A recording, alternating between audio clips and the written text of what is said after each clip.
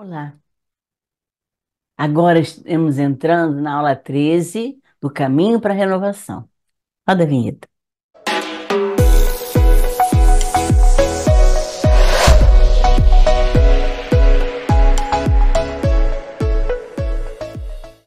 Nós estamos falando de caminho para a renovação, né? Mas existem algumas coisinhas que impedem a gente de se renovar, principalmente se nós entrarmos com imposições no ambiente. Esse é o tema de hoje, imposições. Vamos ver o que é dito sobre isso. Não é o que entra na boca que enlameia o homem, mas o que sai da boca do homem. O que sai da boca parte do coração e é o que torna o homem impuro. Mas comer sem ter lavado as mãos não é o que torna o homem impuro, mas aquilo que ele fala, aquilo que enlameia o caminho que ele está passando. E isso é muito importante, mas muito importante mesmo, em que a gente pode realmente prestar atenção. O que você está alimentando na sua vida? Está alimentando aquilo que você vai semear.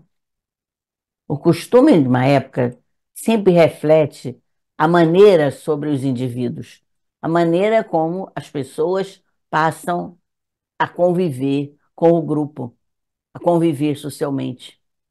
Os valores morais vão sempre culminando e dando uma ordem para o ambiente. Só que essa ordem nem sempre segue as ordens divinas. O homem precisa ter liberdade para pensar. É a única coisa que nós não conseguimos manusear é o pensamento do homem. Ele vai pensar. Mesmo que ele haja como você está impondo, o pensamento dele vai ser livre. E agir é exatamente um direito em função do que o homem está pensando. E é um direito sagrado. Portanto, se você estiver impondo, nós vamos fazer com que as estruturas humanas fiquem engessadas, mal alimentadas, porque o que alimenta o homem são as ideias dele, as ideias que vão fazer com que ele consiga é, é, caminhar, decidir, criar metas. Isso é importantíssimo. É um adiantamento para o espírito ele ter essa liberdade mental.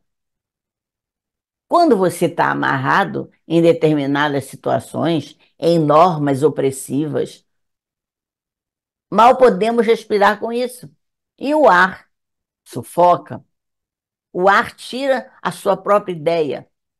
E a gente mal pode se locomover quando não há um crescimento interno. Vou para onde? Se eu não sei para onde eu vou, se eu não consigo pensar, se me proíbem de decidir, eu vou para onde? É por isso que ele fala, não é o que entra pela boca que enlameia o homem, mas o que sai da boca do homem. Então, a advertência de Jesus, de Nazaré, às criaturas de seu tempo, é exatamente isso.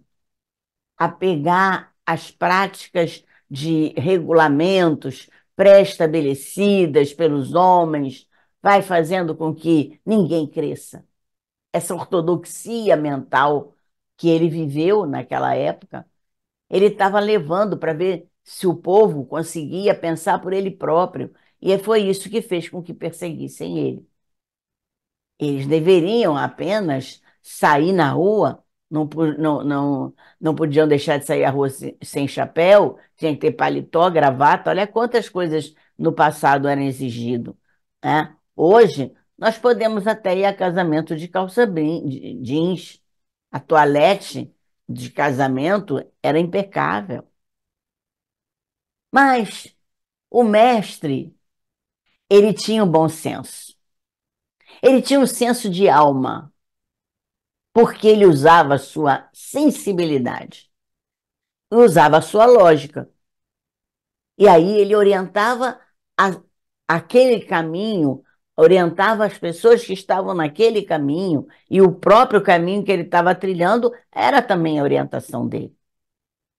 E ele trilhava para quê?